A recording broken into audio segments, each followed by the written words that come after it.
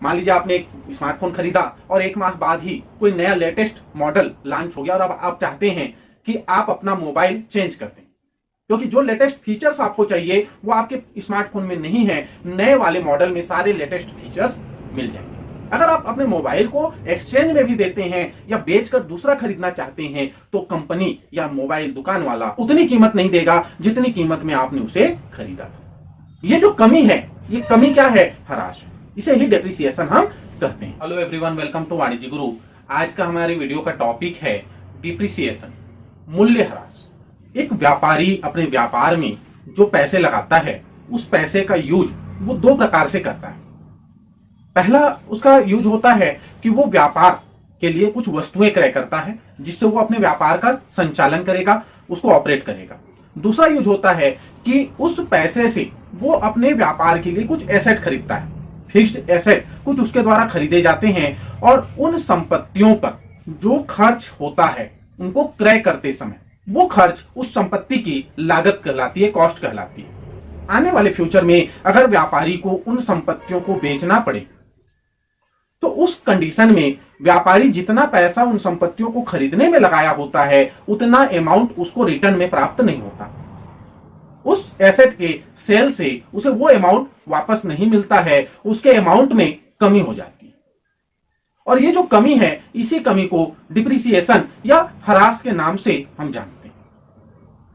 जैसे कि अगर आज आप एक 15,000 रुपए का स्मार्टफोन खरीदते हैं और कुछ दिनों बाद उस स्मार्टफोन को आप बेचना चाहें, वो कुछ दिन हो सकता है, कुछ महीने हो सकता है या 1 साल हो सकता है। जैसे जैसे समय बढ़ेगा, समय बीतेगा, वैसे वैसे उस स्मार्टफोन की कीमत क्या होगी?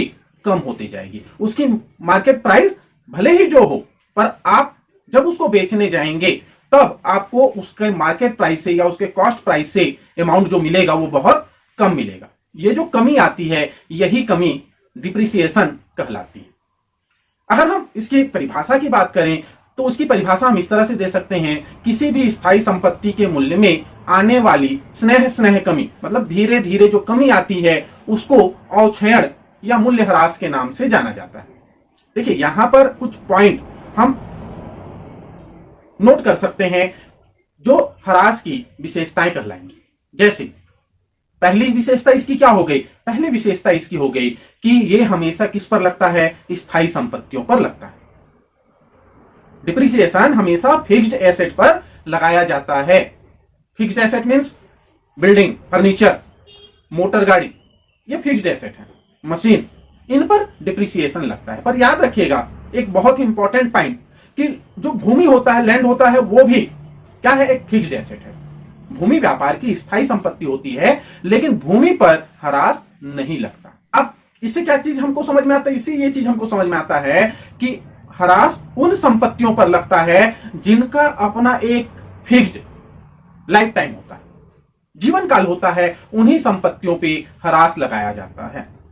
जैसे बिल्डिंग हो गया, मशीन हो गया, मोटर हो गया, ये भले ही 10 साल, 20 साल, 50 साल यूज में आएंगे, लेकिन एक समय ऐसा आएगा कि ये यूज के लायक नहीं होंगे, तो इन पे डिप्रिसिएशन लगता है। लेकिन भूमि एक ऐसी संपत्ति है जैसे जैसे समय बीतता है तो भूमि क्या होता है? महंगा होता जाता है, जमीन की रेट बढ़ते जाती है। कारण क्या है कि भूमि नष्ट होने वाली नहीं, नाशवान संपत्ति नहीं है, उसका कोई निश्चित समय या लाइफ नहीं होता। तो ये एक इंपॉर्टेंट पॉइंट है कि भूमि पर कभी भी ह्रास नहीं लगता। और क्यों नहीं लगता ये आपको समझ में आ गया होगा। अब नेक्स्ट इसका जो हम विशेषता देखते हैं, लक्षण देखते हैं, वो होता है कि जो कमी होती है वो एक तो नियमित होती है, रेगुलर कम अमाउंट होगा, और दूसरा धीरे धीरे होता है। ऐसा नहीं कि एक ही बार कम हो जाए, अमाउंट धीरे धीरे कम होगा। अगर एक ही बार कम हो जाता है तो वो ह्रास की श्रेणी में नहीं आएगा। अगली विशेषता अगर हम इसकी कहें तो अगली विशेषता इसकी होती है कि ह्रास का संबंध, ह्रास व्यापार के लिए एक व्यय, जिस तरह से वेतन, मजदूरी, किराया आदि खर्च होते हैं, इसी तरह से ह्रास भी क्या है? व्यापार का एक व्यय होता है, एक खर्च होता है, एक एक्सपेंसेस है। और इससे क्या होता है? व्यापार के प्रॉफिट पर असर पड़ता है, प्रॉफिट कम हो जाता है। अब यहां आपको ध्यान यह देना है कि जब हम किसी को कमीशन देते हैं, रेंट देते हैं, सैलरी देते हैं, तो वहां पैसे का पेमेंट हो रहा है। लेकिन जब हम डिप्रिसिएशन की बात करते हैं तो यहां कैश में किसी को पेमेंट नहीं किया जाता। यह एक व्यय है, व्यापार का एक अनिवार्य खर्च है। चाहे लाभ हो व्यापार में, चाहे हानि हो, संपत्तियों पे डिप्रिसिएशन लगाया जाएगा। लेकिन यहां किसी को हमें पैसे नहीं देने हैं। पैसे नहीं देने हैं तो कैसे ये व्यय है? इसके कारण क्या होता है, जो एसेट है हमारा फिक्स्ड एसेट, उसकी कीमत साल दर साल क्या होती जाती है?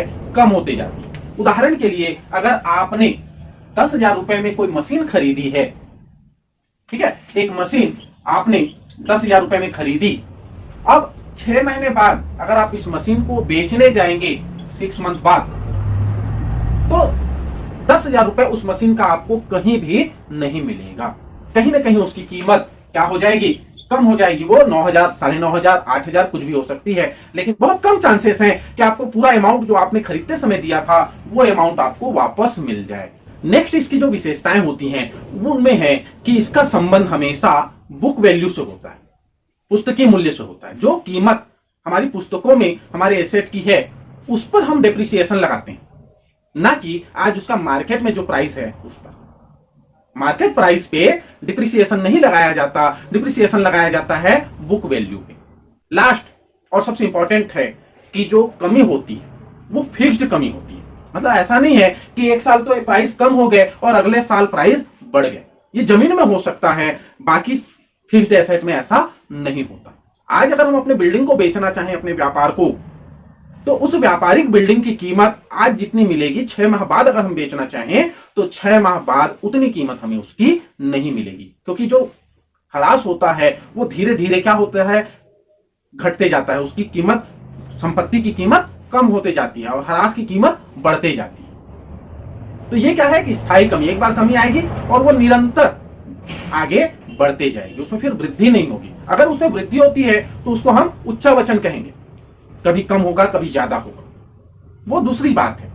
इसके बारे में भी हम अपने नेक्स्ट वीडियो में आपको समझाएंगे कि मूल्यह्रास और उच्चावचन में क्या अंतर है, मूल्यह्रास और अप्रचलन में क्या अंतर है। सब अलग अलग चीजें हैं। नॉर्मल भाषा में अगर हम सामान्य दृष्टि से देखते हैं तो हमको सब एक लगता है, लेकिन वास्तव में ये अलग अलग होते हैं। इन सब के बारे में हम अपने अगले वीडियो में आपको और डिटेल से समझाएंगे कि इन सब में चीजों में अंतर क्या होता है। आज के वीडियो में हम देख रहे हैं कि मूल्यह्रास क्या है, मूल्यह्रास की विशेषताएं क्या हैं और मूल्यह्रास क्यों उत्पन्न होता है। मूल्यह्रास के उत्पन्न होने के कारण कुछ पॉइंट हैं जिनके कारण ह्रास उत्पन्न होता है। इनमें से पहला पॉइंट अगर हम देखें तो पहला पॉइंट हम कह सकते हैं कि समय बीतने के कारण। पहला पॉइंट होगा समय बीतने के कारण।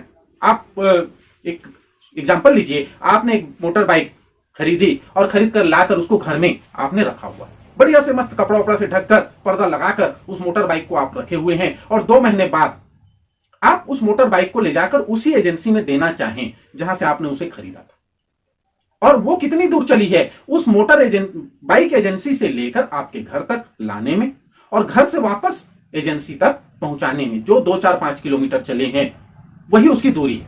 बाकी दिन आपने उसको बड़ा बढ़िया से कपड़े में ढककर, है ना, पोंछ पांछ कर मस्त रखा हुआ है। अब आप जाकर एजेंसी वाले को कहते हैं कि भैया ये 5 किलोमीटर चली है, आप मेरे को मेरा पैसा रिटर्न कर दें। ज्यादा नहीं, 1 माह का समय आपने बिताया, 1 माह बाद एजेंसी वाला आपको उतना पैसा नहीं देगा।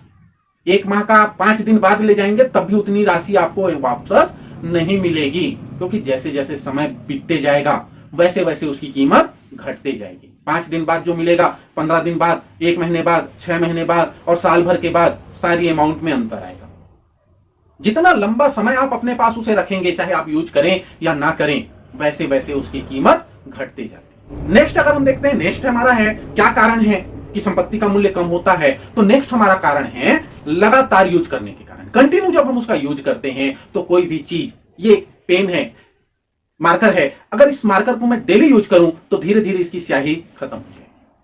इसी तरह से संपत्तियों का भी हम अगर निरंतर यूज करते हैं, कंटिन्यू यूज कर रहे हैं, तो उसकी जो कार्य क्षमता है वो घटते जाएगी, कम हो जाएगी, और इस कारण भी उसकी कीमत समय के साथ घटते चली जाती।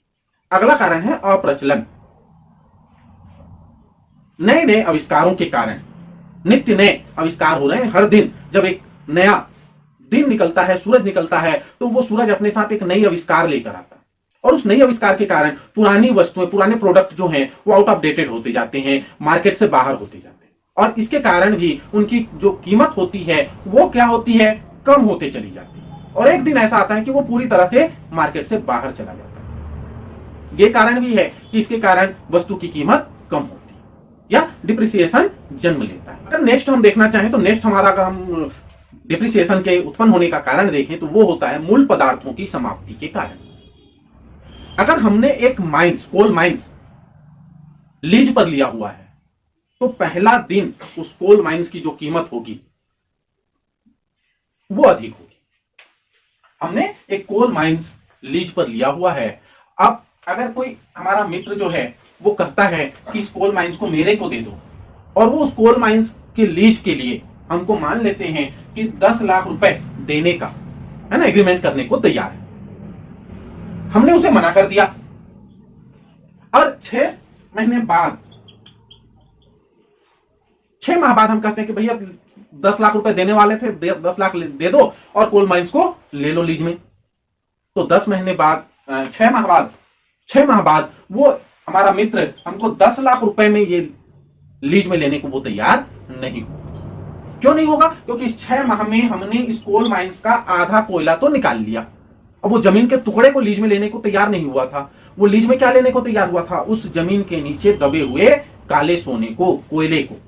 अब हमने इस 6 माह में वहां से पूरा कोयला तो निकाल लिया, अब गड्ढा जो बचा हुआ है जमीन का, उसको हम चाहते हैं कि वो 10 लाख में लीज में ले ले, तो वो कभी भी इसे नहीं लेगा। जैसे जैसे इसमें का सामान, इसमें का माल हम निकालते जाएंगे, वैसे वैसे इसकी कीमत भी क्या होती जाएगी? कम होती जाएगी, घटते जाएगी। और उस कंडीशन में एक समय ऐसा आएगा जब ये केवल एक कुआं बनकर रह जाएगा, गड्ढा बनकर रह जाएगा, और उस कंडीशन में इसकी कीमत भी 0 हो जाएगी, गड्ढे के समान हो जाएगी। तो ये कारण होता है, मूल पदार्थ जो है उसमें मेन जो उसका गुड्स है वो खत्म हो जाता है, और उस कारण भी उसकी कीमत घटती जाती है। एक कॉमन और केस होता है जिसके कारण एसेट की कीमत कम होती है, वो होता है एक्सीडेंट के कारण। आपकी न्यू बाइक है और वो कहीं पर गिर जाए तो उसकी कीमत पहले जितनी नहीं रहेगी, कारण क्योंकि अब वो टूट फूट गया, उस पर स्क्रैच आ गए, और इस तरह से उसकी कीमत क्या हो गई? कम हो गई। भले ही नहीं है, ज्यादा यूज नहीं हुआ, लेकिन टूट फूट होने के कारण भी पहले जैसी कीमत अब उसकी नहीं मिल सकती। तो ये कुछ कॉमन कारण हैं जिनके कारण हरास उत्पन्न होता है। तो दोस्तों, आज की इस वीडियो में हमने देखा हरास क्या है। किसी भी स्थायी संपत्ति के मूल्य में होने वाली जो कमी होती है उसको हम डिप्रिसिएशन कहते हैं। इसके लक्षण भी हमने देखा, और ये क्यों उत्पन्न होता है ये भी हमने देखा। तो उम्मीद करता हूं आज का ये वीडियो आपके लिए हेल्पफुल होगा। वीडियो कैसा लगा कमेंट करके जरूर बताइए। अगर वीडियो अच्छा लगा तो अपने दोस्तों को शेयर कीजिए, वीडियो को लाइक कीजिए, और अगर अभी तक आपने चैनल को सब्सक्राइब नहीं किया है तो ऐसे और वीडियो के लिए चैनल को सब्सक्राइब कर लीजिए। वीडियो में अंत तक बने रहने के लिए आपका धन्यवाद। जय हिंद।